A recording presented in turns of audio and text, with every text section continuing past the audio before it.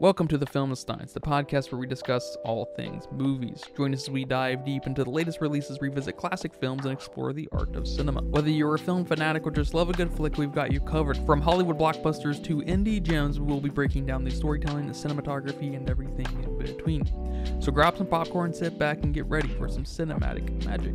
If you like what you hear, please consider subscribing to our Patreon at patreon.com/filmsteins. We offer tiers at the $1, $5, and $20 level, where the $5 tier will grant the ability to request films for future episodes. This is the Filmsteins, where movies are more than just entertainment, they're an experience.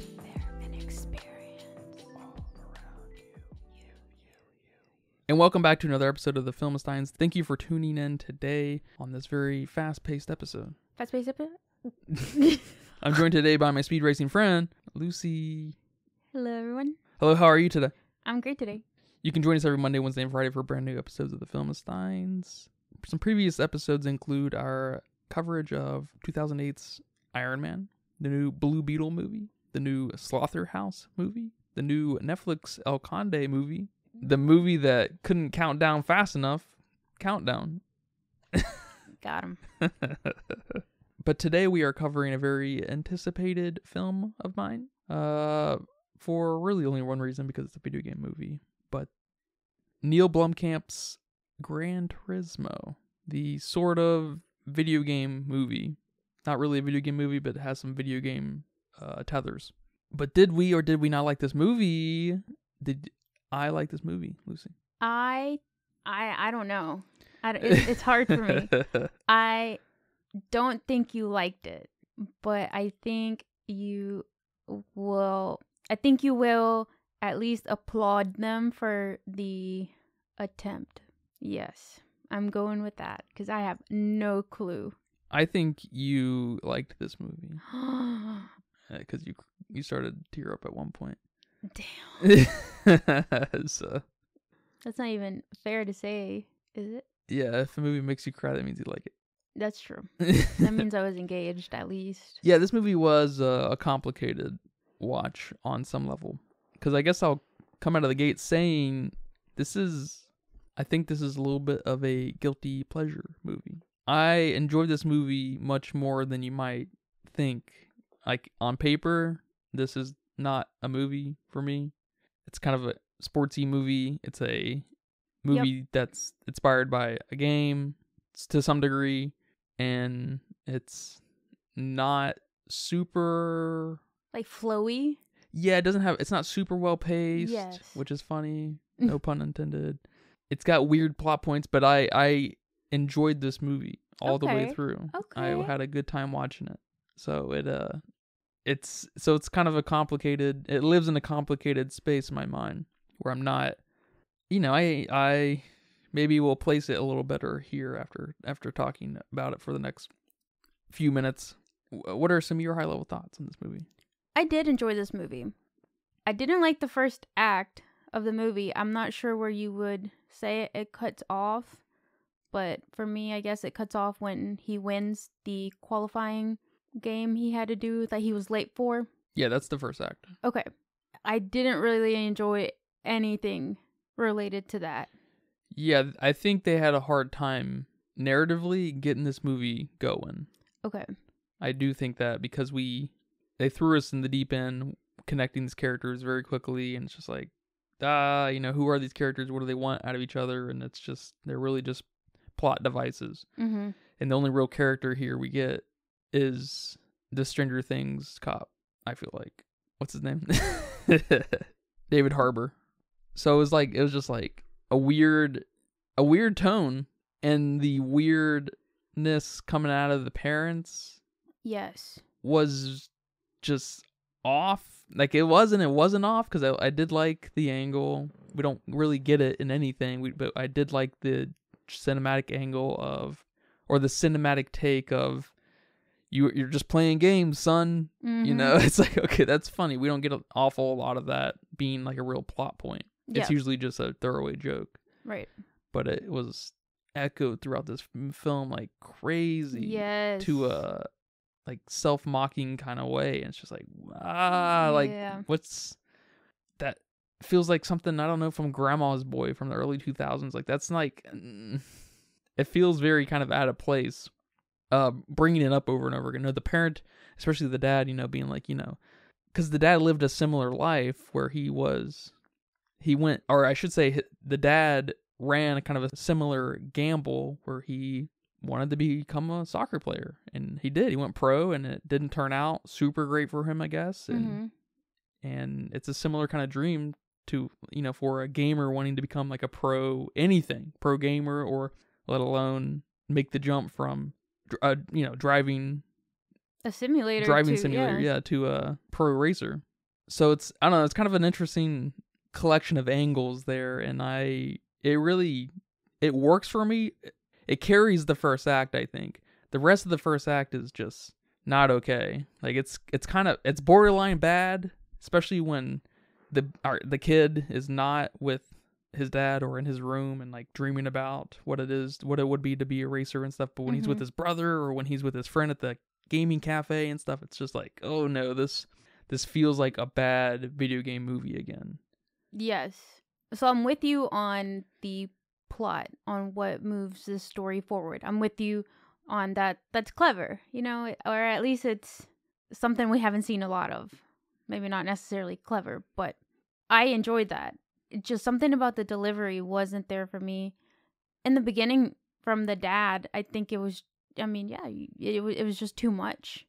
Like, okay, you've told him that like 5 times. Like, I'm surprised this kid hasn't run away from you if you keep saying that. Like, I'm surprised this kid's not shutting the door on your face. He almost feels like he would. Yes. Like, okay, all right. And then just the scene where he's with his friends and the brother, and they're, I guess, out drinking in the alleyway. I don't know what kind of party's going on there. He runs from the cops. I mean, what is this?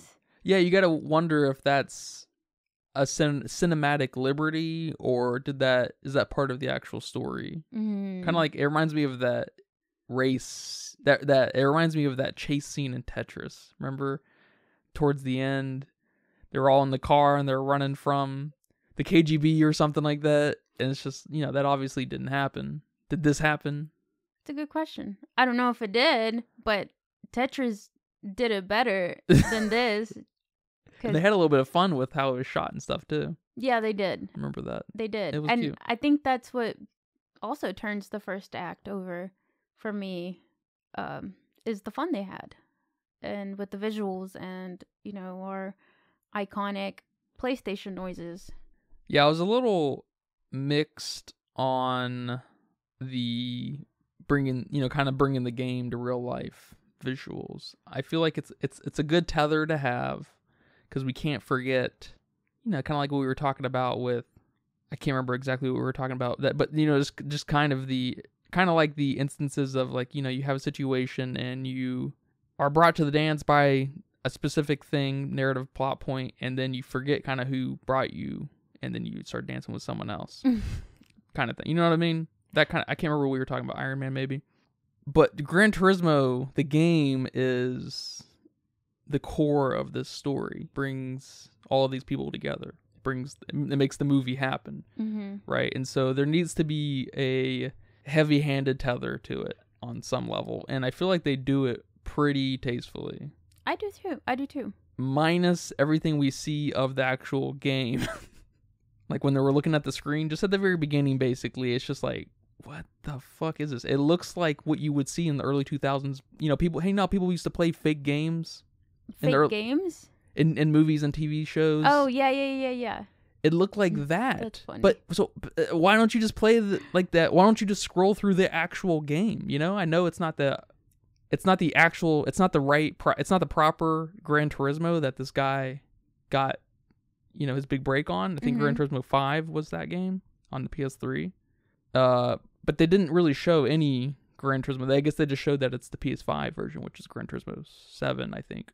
Which is not a big deal, but why didn't we just see the Gran Turismo 7 scroll through screens and stuff and everything? I thought that was a little weird. But the sounds, I never had realized how similar the PlayStation sounds are to the Gran Turismo sounds. They might be the same. So they're not PlayStation sounds? I don't know.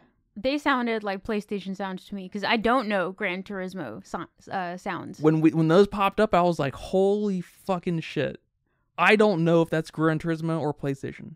It dinged in my head that they are very similar sounds. Kind of like that also reminded me of how the PS3 like font typeset is Spider-Man typeset. It's just the same. It reminded me that there's kind of a weird through line right there too. And I was just like, what? I was just like, this is. I don't know if they're identical sounds or like if they're kind of the same like so-called soundtrack or something. But it does kind of make me appreciate PlayStation knowing that how important Gran Turismo is to the PlayStation ecosystem. Because Gran Turismo is, I don't know if you know, but it's, as a franchise, the most sold PlayStation game. Holy shit. And Gran Turismo 1 is the most sold PS1 game on the PS1. Sold over 1 million units. Did it have a wheel on the PS1? Oh, I doubt it. But maybe. I don't know. That's cool. I didn't know that. Yeah, and then Gran Turismo 3 is the most sold PlayStation exclusive game on the PS2 as well. So Gran Turismo it's a big deal. Now, other games kind of, for some reason, gaming culture allows for games to sell 20 million plus units today. So Gran Turismo doesn't really talk to that side of the community, but it's still, they are consistently turning out, 10, 15 million units sold kind of thing. And so Gran Turismo is PlayStation's kind of high school sweetheart in a way that always kind of stuck around, at least in a friendly way. So it's cool. So I liked where the car formed around him. Yeah. You like that? I like that. And when you were talking about the seeing the game, there was a bit where they pushed the card out while he was customizing it. That was super cool. I liked really cool. that. So but then why couldn't we have just seen the showroom of the game? Because you scroll through your cars and stuff, and it's like really cafe, sleek, sexy car music. Why couldn't we have just kind of seen that? Because it's a really sleek looking game. So there's not a lot of games more beautiful than Gran Turismo in aesthetics and kind of graphic, in like aesthetic style and just graphical kind of fidelity. So I don't know why we couldn't have just gotten that. It looked cheap. And then when he won and stuff, when he did the race, it looked so cheap. I was like, why the fuck does this look like this? I was like, I haven't played Gran Turismo 7, but I can guarantee you it doesn't look like this. I know. I couldn't quite place what about that whole scene just wasn't clicking with me. It was like the most anti-climactic, like the most anti-dramatic scene, which that's not supposed to happen here. I'm supposed to be excited for him. I'm supposed to be cheering him on. But I mean, even I didn't realize about that, which now thinking about it, yes, it looks weird. The game itself looks, I don't remember any games that you play, but I know you play games and I never remember the weird title to them. But it's that game, I think you made me try it. And it was... Oh, Slipstream? Is that it? I don't know. I can't even tell you. Like that's how I was seeing it in my mind. So on another note with that scene, I mean, it was weird. Like he was working with his dad because his dad was going to teach him a lesson about how he would end up working at whatever that was, railroad place. I don't know. Yeah, that was a funny scene. That was weird. It was just weird. It's probably the most awkward scene of the whole movie, actually. Okay, and then he's got 10 minutes left to get to the game, and I thought that whole bit was just so off. Yeah. No, I totally agree. Because even at the train yard or whatever, wherever he was working, his dad and him, like, there was a lesson to be learned there. This is your future son. If you don't straighten up, get a plan. That looks kind of cool, Dad. I mean, yeah. But but he just ran away, and his dad was just like, oh, can never get to this guy. It was weird. It didn't feel I guess first of all, it didn't feel like it was supposed to be a first act scene. It felt like you don't learn your lessons in the first act of anything. Well, he didn't learn his lesson. He ran away. But yeah, and then him getting there, and there was just kind of build up to some kind of climax. But also there's not, I mean, there are like your mid climax bits in every movie, and that was technically one of them. But it was so weird, and I know that's partially because, you know, it's just, I mean, I wouldn't want to work on this kind of movie coming from the angle of trying to make this game kind of feed into some kind of drama piece. And because it's just, you can't, games are hard to describe in that way. You know, you really need to play the game to get it. I mean, some people love watching people play games, but that's probably because they understand games on a very deep, fundamental level. Mm-hmm. Yeah, I'm not about to watch anyone play a game. It's like, no. I mean, the closest thing in that way, I feel like it's kind of like music. Like, you don't describe music to anyone. You don't, you know, you recommend music, and then that person, you have to go listen to it to know. You know what I mean? Because it's not like a movie or a book where you can get the kind of the point across by just telling someone in a few sentences, and then they can go get it. A game is a little different than that, you know, especially when you're talking to someone who doesn't play games. Yeah. You know what I mean? Yes. So it does come across awkward, even coming from someone who has played many hundreds of hours of Gran Turismo. Okay, well, that's good that it wasn't a situation where, well, you kind of had to know to get it. No, it was just bad. Yeah, it was, man, I don't know how else, because they needed to get this kid in front of this. They needed to get this kid involved in this tournament type situation to, you know, give him the chance. So they had to build up that this was his life and this was going to be everything to him and stuff. So you can kind of see that being the first act, and it ended up being that way. And then the academy was the second act, and then the actual racing was the final act. So the acts are kind of laid out naturally. So I almost feel like it would have been better if he was just out to lunch with his dad, and then he gets that reminder that he has to fucking go. He's like, sorry, Dad, I gotta go. Like, this is my life. Like, you know, something like that. Because maybe we got from one awkward-ass thing to this thing that they didn't quite deliver on, so it made it more awkward than it should have been. I don't know. Yeah. And that might be one of those things where that specific situation actually happened, and they felt like they needed to get that in the movie. They didn't want to spice it up too much. But you have to get you have to make your movie flow well. If it doesn't fit, it doesn't fit. I'm sorry. You know, you spin it. You do it another way, because from what I could tell, there were a lot of other things in here that didn't quite happen how it happened. Yeah. So and that's how it is in every movie like this. Yes.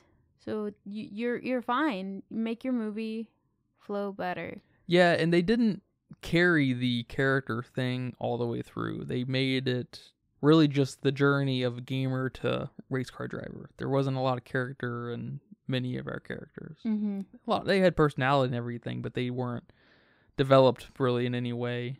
And that works, I think, actually, for this film. I mean, I had a good time personally. It works very well. Not great. I don't love this movie, you know. I'll start talking it up here in a little bit. But yeah, they could have had a scene where Jann was trying to describe how important the ecosystem is, the Gran Turismo ecosystem is, and how good he actually is, and how it maybe translates to real driving a little better than he might think. We had just a hint of that, and they knew that. They knew that that was the hint, because they brought it back up again in the end, where I think he's in his room, he's playing, his dad's by the door, and he's like, watch this, see how they're following the line? I'm not going to follow the line. And then, yeah, you know, but it's true. That was just that in the first act. That was fine. It was okay. It was like, oh, okay, you don't play by the rules. All right, I got it. And then bringing that back up though. Well, that was the setup, I guess. With a flashback. No, they gave us a flashback. Oh, did they really? Yes. That's funny. Because that's kind of fun on two angles. It's kind of cheesy, because it's cheesy in a good way from the angle of how anyone who's played lots of games in their lives have, when they were kids at least, when they were, I should say, maybe small children, or trying to get their parents in there to watch them do a certain thing on a game. It's just like any other kid doing anything else, I guess, because, you know, kids are always like, watch this, watch this, watch this, and you're just folding a piece of paper. What the fuck are you doing? We do the same thing with games, you know, we still do it too. You know, I do it all the time, right, don't I? Yes. And so there's a little bit of that cutesy cheesiness happening from that angle, I think. But he, of course, is trying to display that maybe there's more going on than first meets the eye. But his dad is not the person to try to convince on that level. His dad's not going to understand the taking the different paths and stuff and what's the optimal path of going around this corner based off of these conditions. You know what I mean? Yes. That's the kind of shit you tell Jack. Yes. What's his name? Jack Salter. Jack Salter. And Jack's like, you know, it's just a game, boy. And or son. He seems like more of a son guy. He does seem like a son guy. I can say call him son. And that kind of does happen. Do we get a setup specifically with him and Jack? Saying him, we basically do, I guess, right? Where but the brakes are glazed. Yeah, knowing more because he's really familiar, knowing more about racing than he may come across because of the game. And that, I guess that does happen. And maybe that could have happened a little better if that could have maybe been built up a tad bit better if we had one instance of him doing exactly that with the lines earlier in the movie. And that would have paid off again at the very end there. But we got that. We can't get that literal situation twice with his dad and Jack. That would be too much. Yeah, too much. I mean, maybe, but I feel like that'd be fucking terrible. That would be like, oh no, like this is all of a sudden some student level shit. But no, the first act is awkward. A lot of it is, and it's cute in some ways because our actor here, Jann's actor, he does come across as a little bit of a brat. Like, in the sense that he's gonna, he will slam the door in front of you. He's like, no, you don't understand. This is, you know, that kind of thing. Didn't he kind of do that when they were at the dinner table? He's like, I'm not hungry. And then he walked out. I think he kind of did that, yeah. So, yes. He is that kind of character. And so that it works in some ways. But, and I guess it wasn't enough to lose me.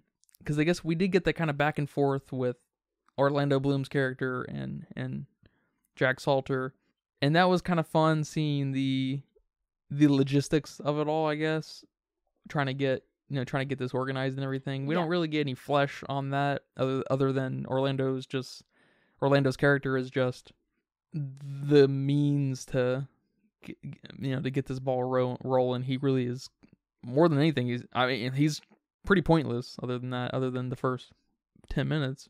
Yeah, how'd you feel about Orlando Bloom?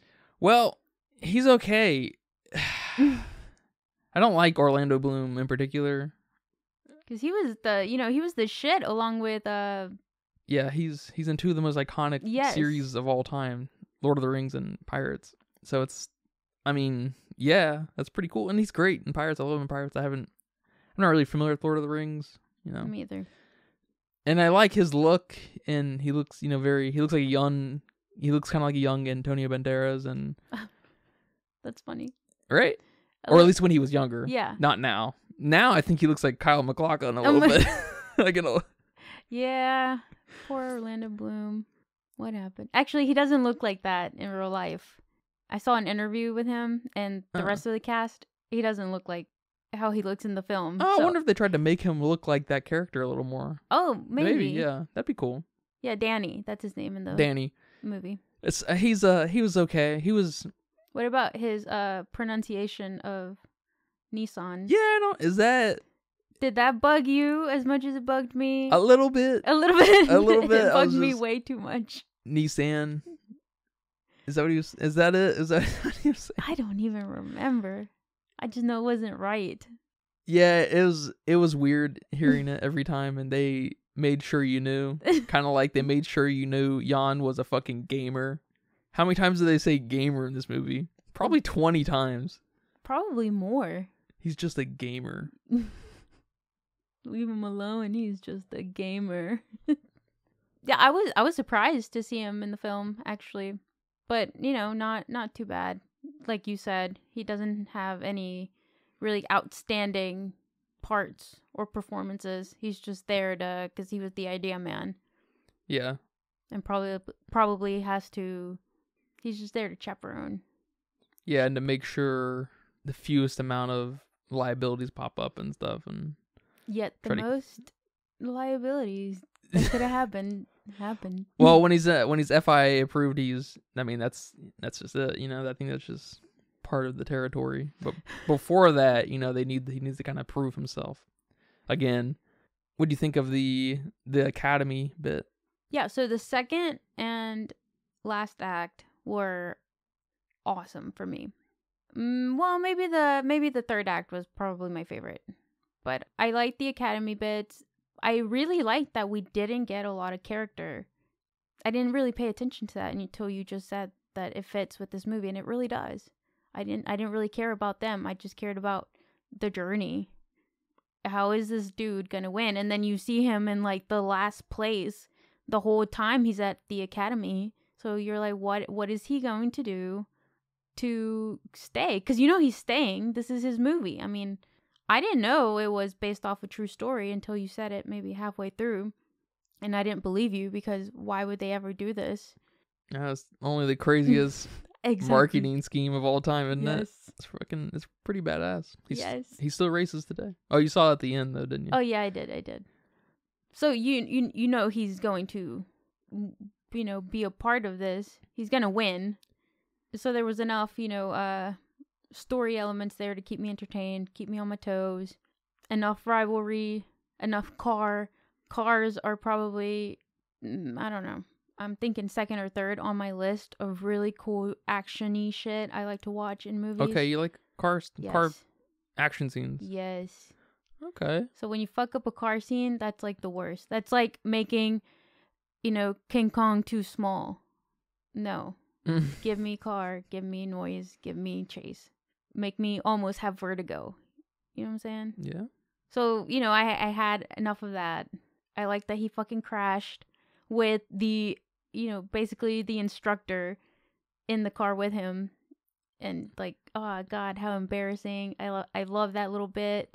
I also liked the kind of, I guess, drama they tried to sprinkle in there at the end when they were, our main dude here and the rival did that final race, and they were, what did he say? Like, point something. He didn't, milliseconds? I don't know what he said. Yeah, he won by a 1,000th of a second. Yeah. I was like, and then he was trying to say the other guy won. I don't remember his name. Yeah, the favored one. Yeah, the favored one, because the other dude was awkward during interviews. That's what they made it sound like. Yeah. And I don't know about over there in Europe, over there in England, how these sports players, athletes are displaying themselves on camera and interviews and stuff. But over here in the States, our football players and basketball players are fucking idiots. Not all of them, of course, but they shouldn't be. A lot of them, most shouldn't be talking, in a real speechy way. None of them are orators, right? So I don't know about those European football players and whatnot, but and F1 racers and stuff, but you don't know. Maybe they have PhDs over there. Maybe they might. But that was just fun. It was funny. It wasn't anything weird or off for me there. It was just kind of funny that he was trying to be like, look, dude, this gamer is just not good for press. We need this other guy to win. And Jack's like, what? No, he won. He won. Yeah. I like that. I like that too. I liked the whole kind of that whole act was almost kind of a montage-esque situation where we had this, like, they were going through all the training and one by one being eliminated and everything. I liked that. I liked all of the different activities they would have to do and push themselves and everything, because it also, if it doesn't do anything, if it does one thing, it kind of shows you that there is a severe level of athlete to a race car driver. Yes. Because, I mean, I don't know if people know, but it takes months and months and months and months to not throw up, to not pass out, to go, the speeds that jets go and stuff. And these cars are going not as fast as jets, but they're going fast for much longer of time, for dozens of hours sometimes. And you got to be in tip-top shape in every way. And so I think that did a really cool. I've never seen that in a movie. Not that I've seen a lot of car movies either, or sports movies in general, but. And normally they're already kind of athletic in some sort of That's way. true, yeah. They're, I don't know, I'm thinking Fast and Furious people, but I don't really know what they do. They don't do anything. They're just beautiful people. Yeah, okay. They're all jacked and toned and eat their greens. I don't know their hobbies outside of family. That's what they say. You know what I'm talking about? Yes. But so they're already kind of athletic, so it was interesting seeing this here. And I didn't know that. I didn't know that they had to be this fit. And I also didn't know that they had to be small. It makes sense. Yeah. But I didn't know that. Yeah, our dude here is like 10 feet tall. He's 6'5". He's not that tall. The real life character is not that tall. Okay. Because they were saying how they had to shave off a little bit of his helmet to make him fit in the car. That's hilarious. Because he was so tall. Our real Jann is 5'9". Not tiny, but 5'9"? Yeah, but not a big guy. Okay. That's borderline small. Let's look up average height of F1 racers. Okay, the average height is 5'9". But they make a little cutesy joke about the actor being tall too in the movie. I thought that was funny Jack. I think Jack made the joke where he was like, "We got a tall one here" or something when he was looking at him at the very beginning of the academy and stuff. He was like, "Do you even know how tall a race car driver is?" And yeah, you remember that? No, that was but that's funny. Yeah, because I knew that was gonna happen because that dude's big. Yeah, and you brought up in that little montage thing, having the elimination and showing us one by one as they walk off, which I really enjoyed that too. And I guess another kind of numbering like that was when they would tell us what place he was at during his races.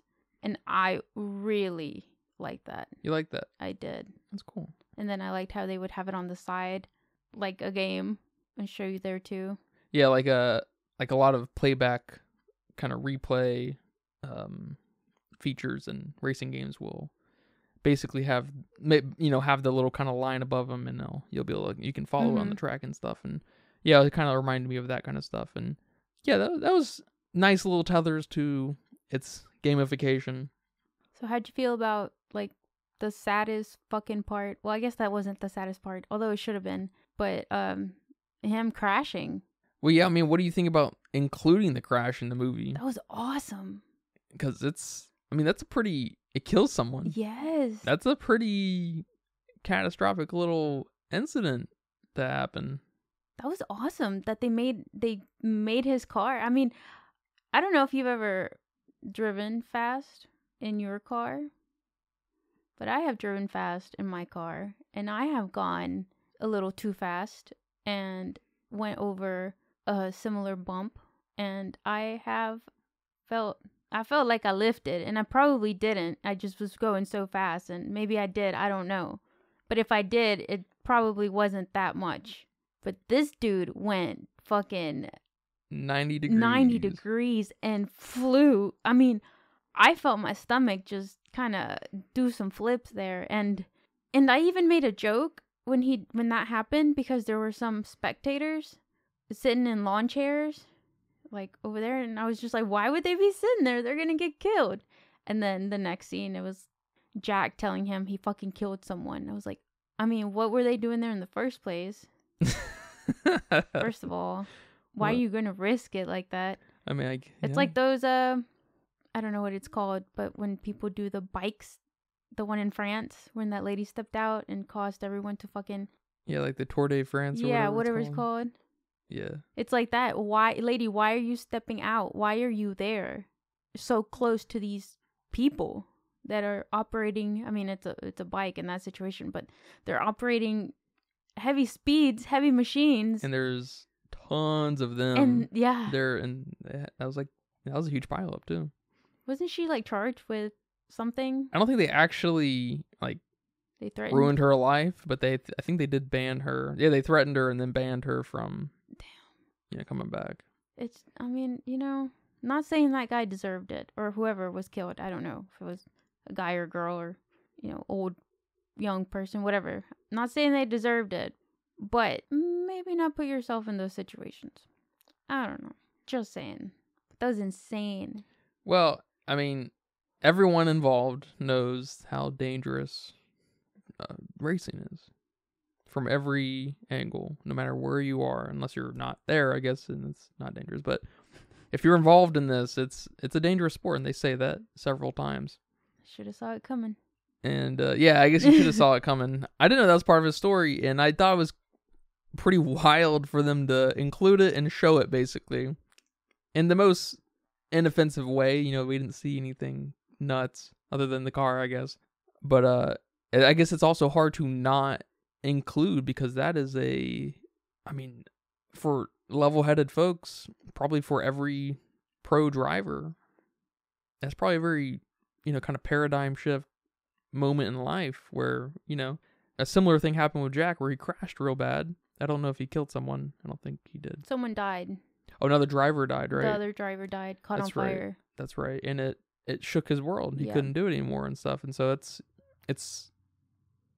one of the biggest deals that could happen in the sport, having a major crash like that and then having, someone get hurt in it. And so I mean, it's hard to not include it if it's part of someone's story, but I was surprised to see it in the way they showed it. And then they showed it like that, and then they transitioned to his mom screaming, watching the TV, which is pretty good. Which was, oh my God, it was awful. It was awful to watch. The only problem I have with that from a like movie standpoint was I wish the mom was a little harder on him too in the very beginning, because she was just not super supportive, but she was just like, letting him do whatever and stuff.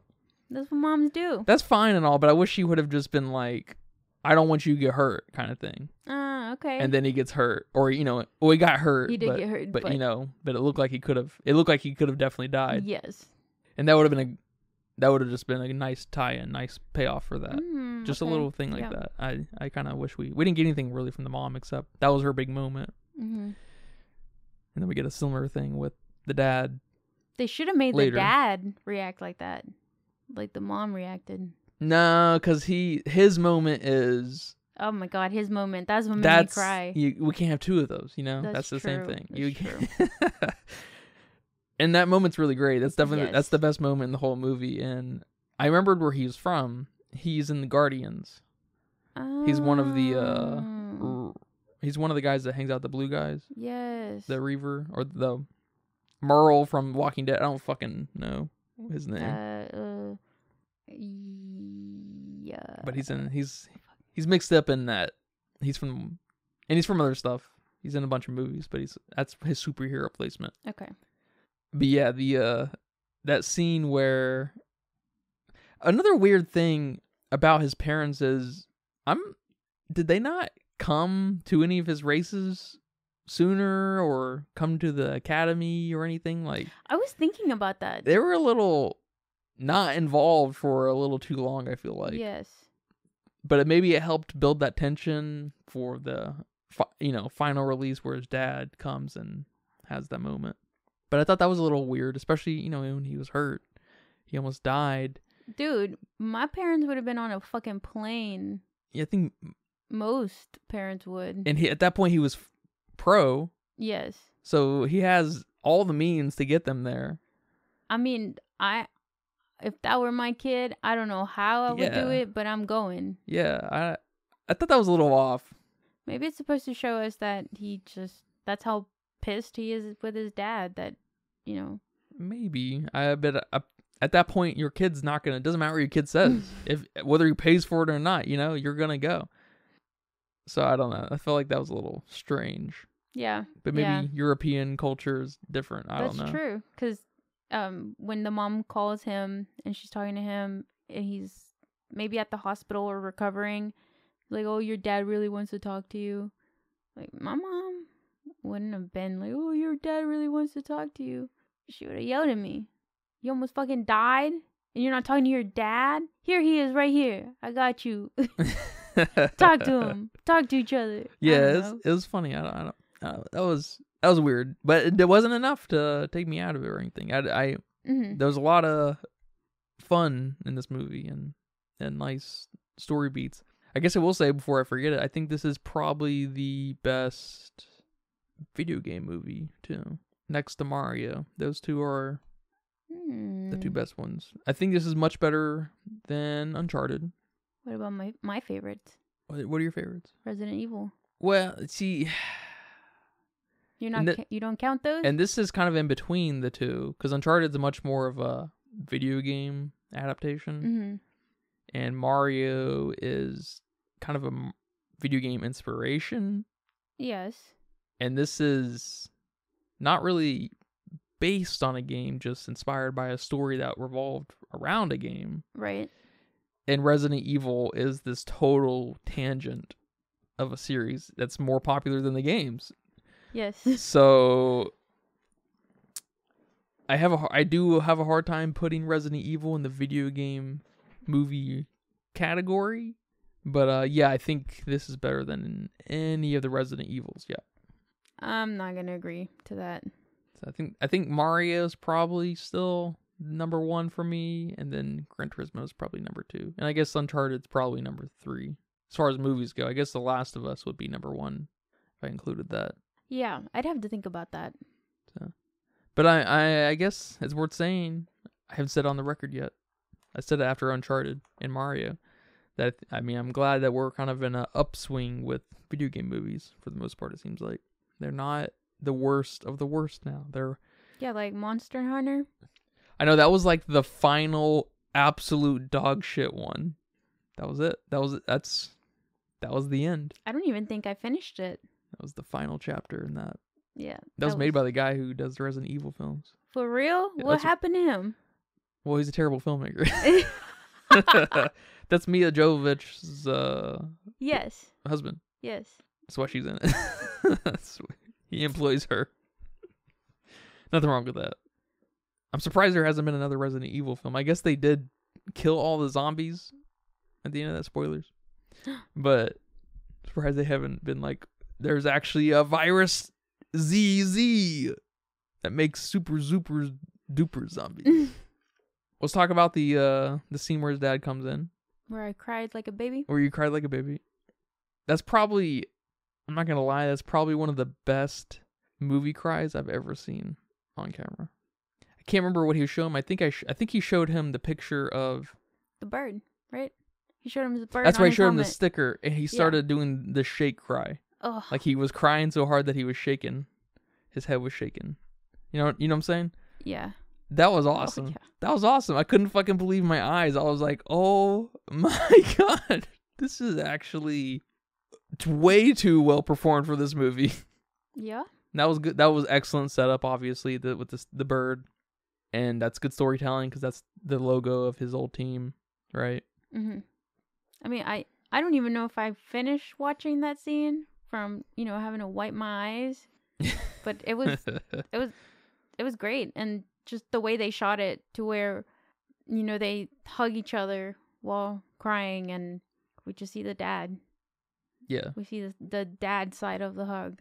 It's like, damn, that was good.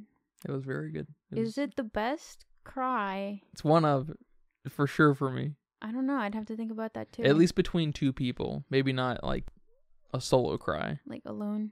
And these instances would have helped. It kind of, in a way, I guess it sucks because it kind of highlights Jann's actor. Archie, in that he wasn't super good. But they also didn't give him a lot of character to make that, to pull that out of him. Mm-hmm. So it's, I guess, hard to say. But it does, his dad's performance and his dad's just look and, just his seasoned actorness, I guess, kind of does beg the question of like, what if there was just a little bit more character in these guys. But then again, I guess maybe we don't want to tap too much into the cliche sports movie. Maybe Neil felt like the film was already going to be pretty long and didn't want to push that 2.5 hour mark or something. Yeah. because that's a big pill to swallow. There's not a lot of films that can ask for that kind of time. You have to be an Oppenheimer or a Scorsese film or whatever, right? And this is just Gran Turismo, right? It's just a normal movie fare and stuff. And of course they had a budget and everything. So maybe there was something to that as well. Yeah, about maybe. Not wanting to push his character out. The only time I see a little bit of character from him pop out is when he gets mad at that Kappa dude. I think he like tries to push him off or, bumps his car and then damages his mirror. And then when they're done with the race, he like wants to start beating him up. And at first I felt like that was a bit out of character for him. But then I don't know why that would be out of character for him because I don't have a character for him. Yeah. So that was just a bit weird. Like, didn't know where to place that kind of interaction from him. Like, whoa, you're a fighter? Yeah, absolutely. Yeah, what do you think about the dirty Italian and his Lambo? And I guess his Porsche friend. They were like ganging up on him. They're kind of the ultimate antagonists in this film. I thought that was fun. Like that? Mm-hmm. Yeah, I like that. I guess one of them really gets what he deserves. Yes. Which was an awesome bit too, when his car, he runs off the track during one of the last races too, where he runs off the track and bursts into flames, and you're just like, he's fucking dead. Like, we got another person died in this movie. What is this movie? And then he gets out. That's unbelievable that he gets out. This might just be me. I don't know about you, but I feel like I can. It's gonna sound so silly saying it, but I feel like I can relate to him in the trauma way when I got into, my car accident and I hydroplaned and fucking smashed my Nissan into a concrete wall. That was scary. That was so fucking scary. But just seeing the guy burst into flames and him just, because that was after his accident, right? So yeah, that was the last race, I think. Yeah, so he was kind of experiencing some PTSD. And I don't know, it just made me think of that. That's how I get. Maybe not now. I'm good. I'm a little bit better now. But that's how it would get every time it would rain. Just like, just kind of PTSD from it. So I like that. I like that they did that. They brought it back. And then you feel for him. And he's lost. He's out of it. Yeah. They have to bring him back. Which is how I felt driving to work in the rain. Yeah, like I said, that kind of wreck is just, that's going to be part of you for the rest of your life. So they had to include it in the film, and I'm sure that was controversial because of an unwarranted death. I'm glad they did that. But yeah, I feel like it's completely necessary to the story. And they deliver in the way that, they're trying to build up the hype within the viewer and cheer him on and stuff and to get out of his head and everything. Mm-hmm. And that's when we have the real, father-son, mentor-student relationship kind of climax too, where he fucking pulls out Kenny G and Enya. Where he pulls him out and he's like, what the fuck are you doing? That was good. That was good. That was all good setup for that. And I guess that, I'm sure that has roots in the real Jann. Mm-hmm. Which is hilarious in its own right, but they do a good job maintaining that, and it turns out to be a pretty effective film. I'm really surprised I like it. One of the things I didn't like, and we haven't talked about this, is the romance. It's awkward, isn't it? It's so awkward. It's probably the last really awkward thing that starts in the beginning and then just continues throughout. And that's one of the biggest things that didn't happen in real life. That didn't happen in real life. Mm-hmm. Wow. Okay. So why? You trying to say gamers can get girls? Like what? Why? Oh, yeah, that should have been cut completely. Yes. That was weird. And I think I heard someone reviewing the movie, and they said that they should have cut out all the bits with the girl and the romance, and maybe made more of a family connection. Like, use those minutes to really connect with the family more. Maybe, and I was thinking maybe they can make the girl be his childhood friend, basically, in the very beginning, being like, they want to get out of here, kind of thing. Very cliche thing, where they want to get out of their small town and go to Tokyo, go to New York. And he could keep up with her and stuff, but just kind of, that's it, you know. And then she can be part of the celebration at the end, when kind of he's thing. Like, you made it, you know. And then she can make her thing too, or something. Or at the very end, she'd be like, I can't remember if we knew her like dreams or whatever and stuff. I know she wanted to go to New York, but maybe she was a writer and she was like, I got published, I'm an editor or whatever, I can move to New York or something now, you know. That could be part of the end. Yeah. And, you know, she came to his signing, so that could have been like that's the moment you bring her back from childhood. And then, you know, she shows up to this big moment of his. Yeah. And that would have been very effective. That would have, you know, simple. Because the romance thing forces a little more, or it should in theory force a little more character out of the people involved. And it doesn't.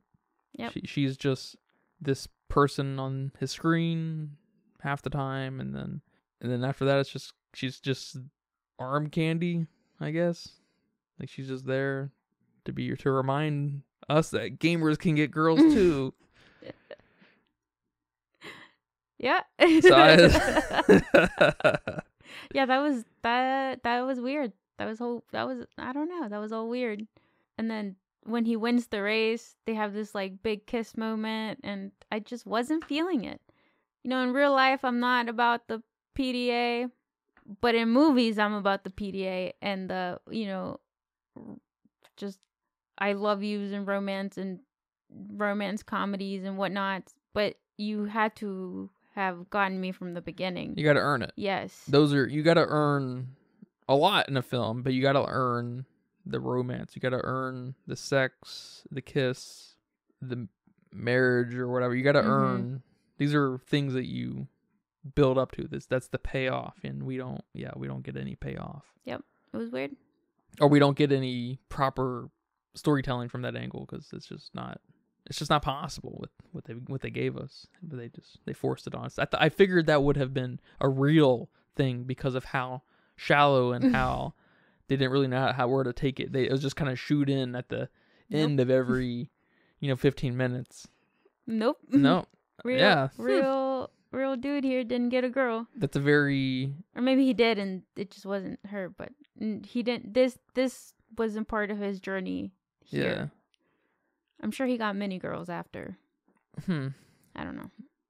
It's weird coming out of a non-American director, because that's an American trope, isn't it?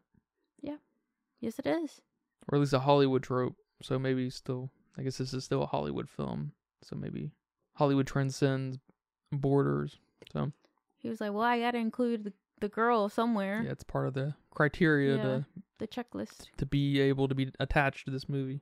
Yeah, that's unfortunate, because that does hurt the film. Agreed. Yeah, I hate to hear that.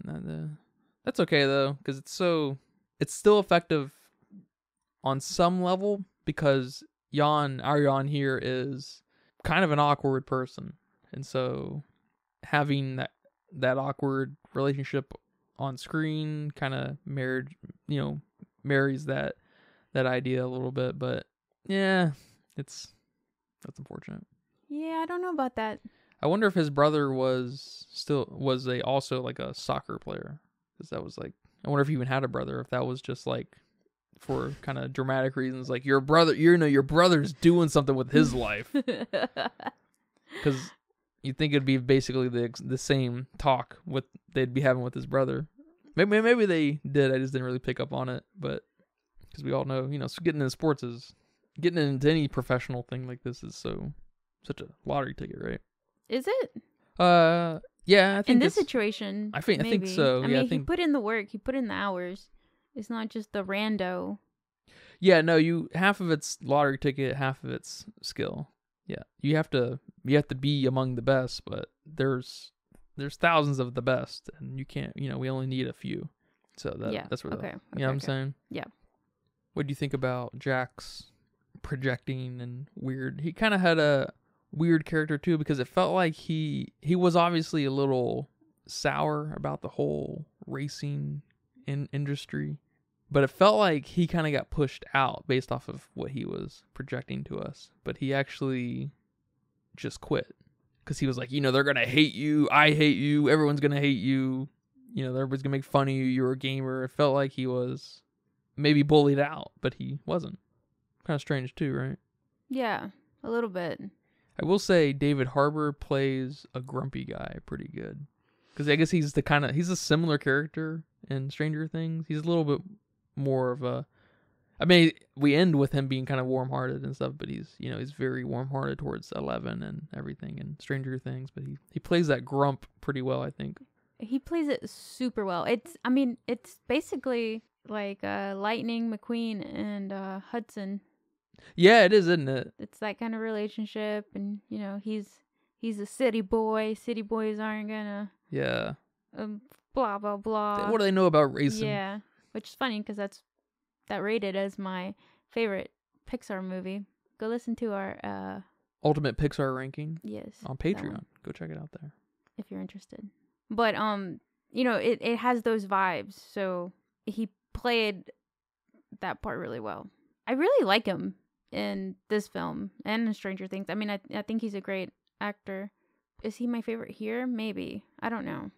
I don't think I have a favorite here. Yeah, there's not a lot of character here throughout, but yeah, he's definitely my favorite just because he's the loudest character. He does have the most personality at the end of the day too. So, and I like his sourness towards the industry. I wish we could have gotten a little bit more of that, but they really did just kind of chalk it up to like, oh, I quit. It's just like, oh man, I wish there was a little more to that, and I'm sure there is, but they can't. The movie was 2 hours. Yeah, that's true. We were pushing a long time, which I think it was surprisingly decently paced.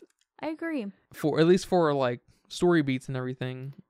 No, I definitely agree. There wasn't any part where I thought I was bored or ready to, turn it off or look at my phone or something distracting. Even the sections with the girl and when she came and they made them quick. They explored Tokyo. Yeah, they made them quick, and they had this cute little thing with the Walkman. I know, right? That was cute. Yeah. That was kind of like Guardians of the Galaxy too, right? With the blue guy given the new.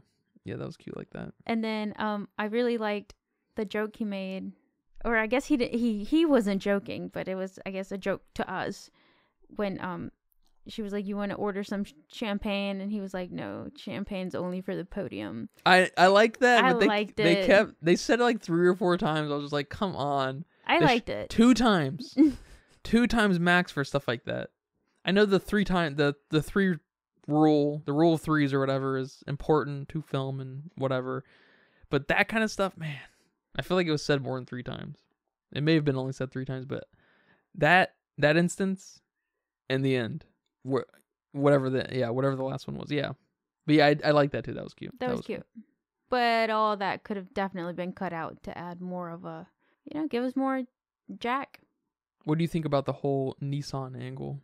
And I guess that's probably rooted in reality, where Nissan was maybe needing a driver for to represent, and we had Kaz from Polyphony Digital. He's the creative director of the games. We had him make an appearance. Oh, we did? When he was doing the signing, I think when he was signing the contract for Nissan, he was there and stuff. And did this film, not to really say it's a terrible thing, but did this film feel like an ad for Gran Turismo? It felt like an ad for Nissan. It kind of felt more like an ad for Nissan than Gran Turismo, didn't it? Yes. It definitely made me want to go play the game and get a wheel, but it also made me want to go buy a Nissan and go fucking race it. So it made me want to do both. Okay. So yes, it was an ad for sure. 2-hour long ad. Now I'm thinking about my next car with some story beats. That's awesome. Yeah, because you see the iconography a little. It's a little more overt because it's not in the game world. There's no game world in Gran Turismo. It's just you're just racing cars. It's not like Uncharted where. Uncharted is its own universe. The Last of Us is its own universe. So you can't sell The Last of Us within The Last of Us. They can't play The Last of Us in The Last of Us. Like, that'd be incredibly stupid. Yep. Although that's funny. So it does run that risk a little bit more to be. Well, I guess I say that, but in the Twisted Metal show on the very first episode, in the first like 5 minutes, I think the box for the original Twisted Metal falls on his windshield, and so you see it. So that's funny. That does happen. So I guess funny. if that happens, I guess it's fair game in The Last of Us too. Because similar situations, and they're both post-apocalyptic, and yep, I guess it could happen. It could happen. I hope it doesn't. That'd be insane. And that's also interesting you bring up it being kind of an ad, because at one point, I don't know who says it, I think it was Jack, and he says, kids don't want to drive these days, or something like that. I don't know how he said it, but he definitely implied that people don't want to have cars. They don't want to drive, which, I don't know. Is that true? Maybe.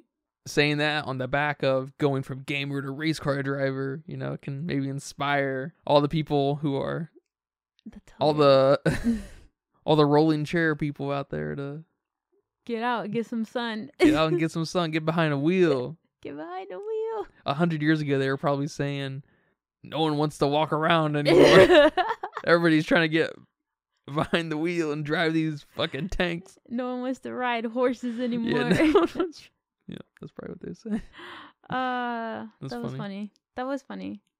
I think that's inevitable, though, and I think they do it pretty tastefully. Of course, like I said, they go a little overboard on saying, like, you're just a gamer, dude, and it's a little silly and everything, but I didn't hate it. Yeah, I didn't hate it. I could have done for less of that, I guess. But the highs were high enough that it kept me up there, so. And, it worked. They didn't start saying it and then stop. At least they were consistent. Yeah, that's true. That's funny. All right, man, what do you think of the poster? My favorite time of the day. The Wikipedia poster. I'm not too angry with the poster, but I don't love it. The poster sucks. Damn. Why is there a helicopter above Gran Turismo? What the fuck is that? Because he rides a helicopter. I don't care. And he's like, why am I going to watch him from a helicopter? I see that, and I'm just thinking about the illustrator, the artist, the compositor, just being like, all right, we got a little bit of empty negative space right there. What are we going to put there? Helicopter. Like, oh my God. Okay, get rid of the helicopter. Make the car bigger. Way bigger. We should have had a close-up on the car. Yes. It should have been, they should have looked at all of the Gran Turismo boxes, all the games, and decided which one was the best, which is 4. Gran Turismo 4. You're already picking it out I'm for already them. picking it out. And they could have taken the same composition and just put the Nissan. It may even be a Nissan on it already. So I'm looking at the Gran Turismo 4 PlayStation 2 box, and it looks fucking great. That looks awesome. Why didn't they do that? Yeah, something like that. Even Gran Turismo 5, I just looked that up. That one's not bad, too. It's just same thing, but from a different angle, basically. What? That looks great. All right, well, the poster sucks. Yeah, why you show me this? you want simple, kind of poppy. You don't want, the collage thing is only effective, like just in general, the collage thing is only effective when you're basically making some kind of political statement. You can have a collage of stuff that it's going to look like it's going to look like a certain flavor of political cartoon, I guess. And not that we have too much of a collage thing here happening versus like Blue Beetle or Iron Man or thousands of other posters. But we have something that's awfully close. And, we got the symmetry across the x-axis, and then we get this random I can't. It makes me throw up. The Cars poster looks just like the Gran Turismo 5 poster. That's funny. It's even a red car. That's funny. Even Cars, the Disney Pixar Cars, has a better movie poster than you. Wow. It happens all the time. All right, well, work on your poster designs, people. Everyone, yep. You can contact me. I can at least give you a composition, and then you guys can fill in the colors. All right, what do you have a budget guess for me, man?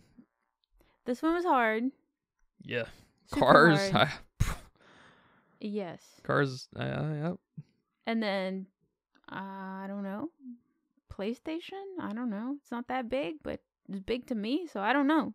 No clue. No clue here. And then we have some pretty strong actors and some pretty weak ones. So, not weak ones, but just not as renowned.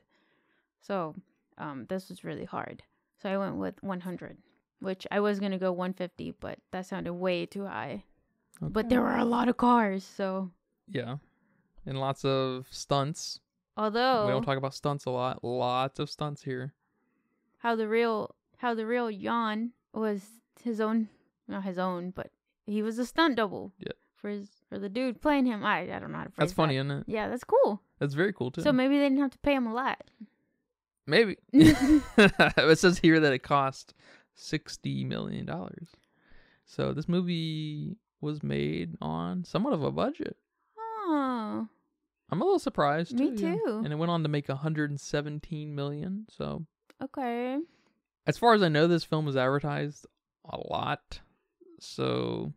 Here? Is that, yeah, at theaters especially, yeah. And I'm sure this was super heavily advertised in Europe, if I had to guess. Oh, I bet.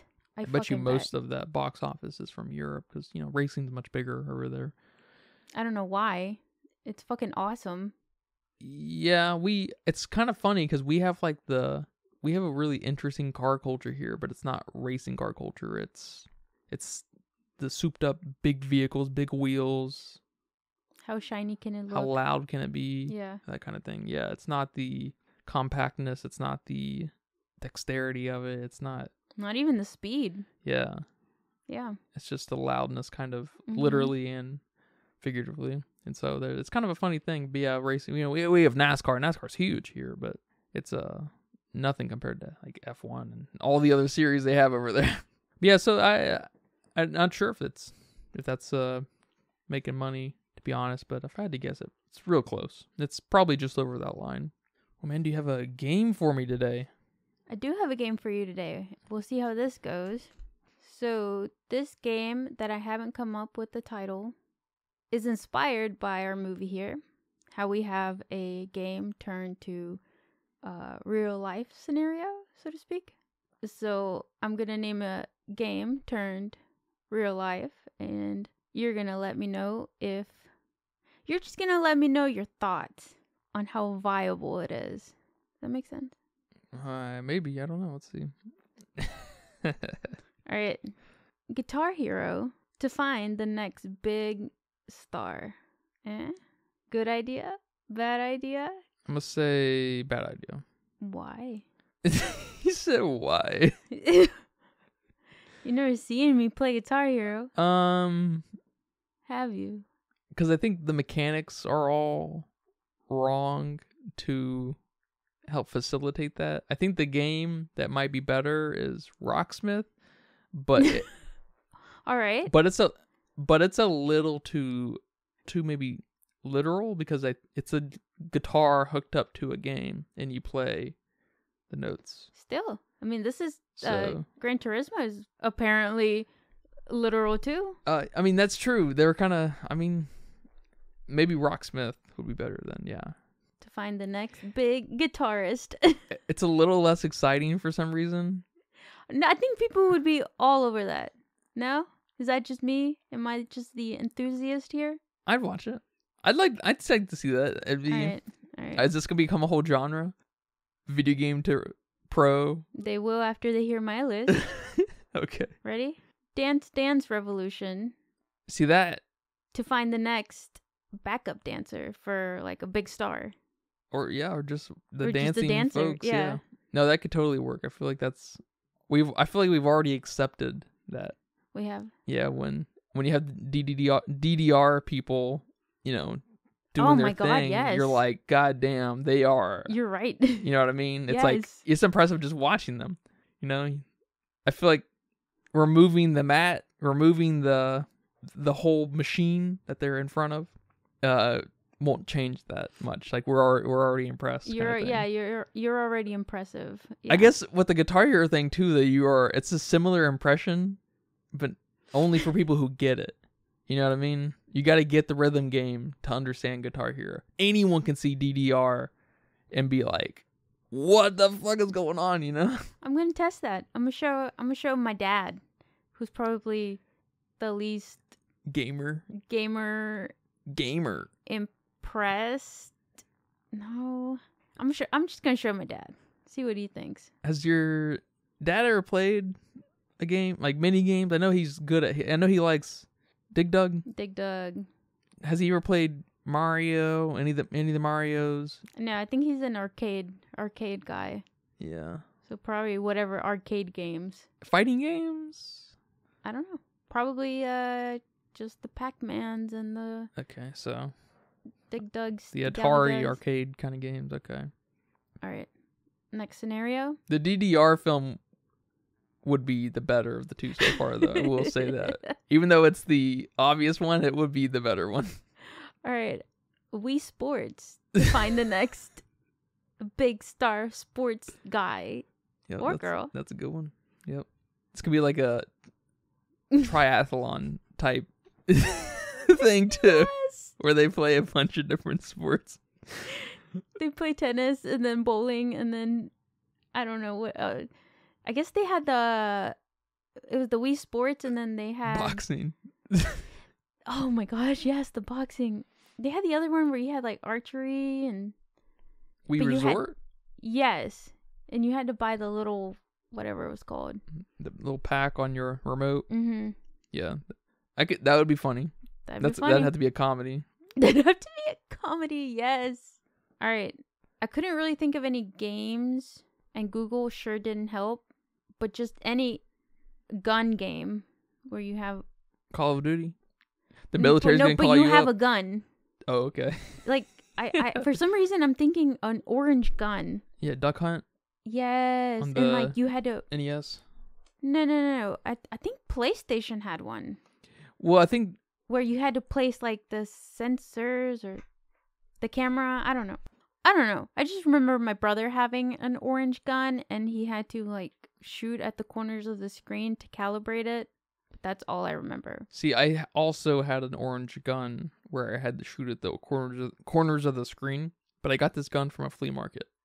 It was a fake... It was a flea market game. Does that ring a bell? Like, does that strike with anyone?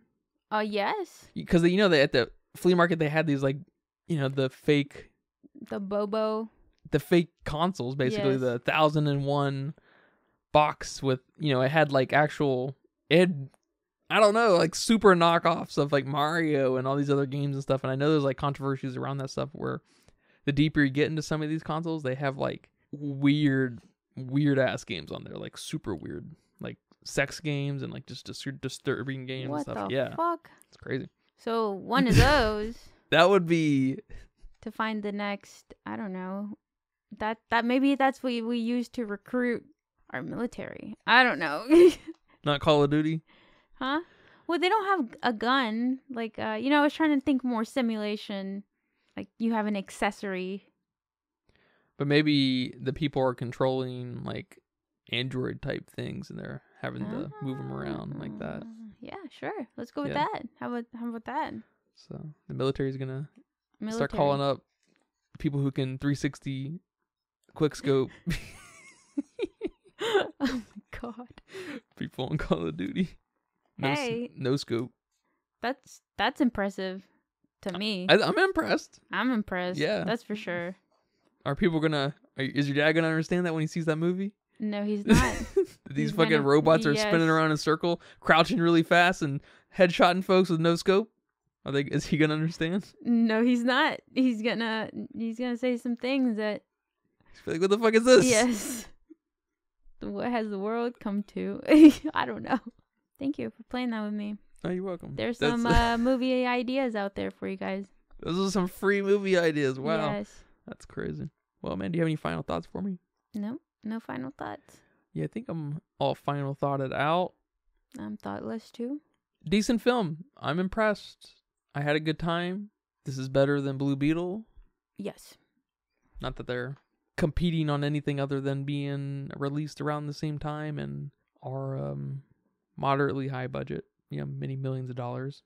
They're movies, right? You can compare them, right? Is that? Yeah. I'm excited for the future of video game movies. I'm I really am.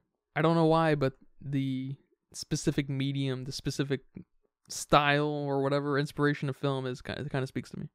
Yeah, I'm excited too. I don't hear a lot about video game movies. I don't keep up with them, so I don't know what's in the queue. If you know, that's cool, but I don't want to know. I'd like to be surprised. But yeah, I'm excited too. Hopefully we are on the big upswing. Hopefully it's not a little tiny swing. I hope we're close to the point where, you know, a 3.5, you know, in my eyes, kind of 3.5, 4.0, maybe a 5 out of 5 even. I wouldn't be mad at that. Kind of movie pops out of this inspiration of film. Because Mario is still at the peak, at the front of that, and it's not because it's a great movie. It's just a great level of cuteness, right? Great level of animation and everything. So it's waiting for that one, you know. And I don't know what that is. That we all, I guess, even the corporate overlords and, you know, producers and everything want to prove this on some level. There seems to be this weird need to prove video games over and over and over again that we're an art form too, and it seems like movies for some reason are that answer to a lot of these execs, and so I guess I don't know what that is, but I think I feel that too on some level, but not literally, because I know, you know, we all know video games are one of the most powerful art forms to ever be, but I don't know, there's something nice. There is something, like in my mind's eye, there is something desirable about a good video game movie being, like, I should say a great video game movie being out there. I guess you'll see it. You'll know when you see it. Yeah, it's impossible to know for sure, but yeah, unless Ari Aster's going after it, then we know it's gonna be a great one. All right. He better not. He wouldn't. But yeah, man, thank you for watching this film with me. Yeah, thank you. Really enjoyed it.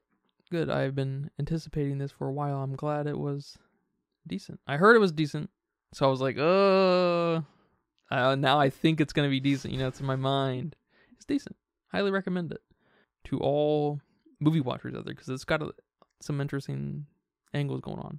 Just don't think it's the next RRR or The Whale or something. But yeah, thank you guys for listening to this episode of the Filmistines. You can catch us every Monday, Wednesday, and Friday for brand new episodes. Check out our YouTube, Google Podcast. Rest in peace at the end of the year. Go to our Patreon. Give us $1. Or $2. Or $3. All right. Let's not get greedy. Just give us $1. $1.50. $1.50. But until next time, take care. Bye-bye. Bye-bye.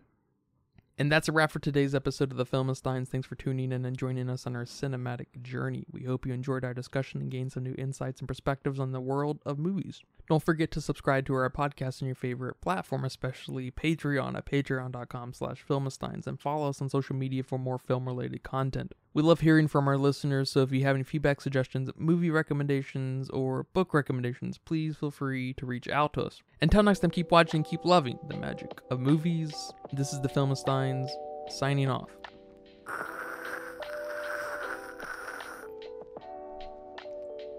PlayStation.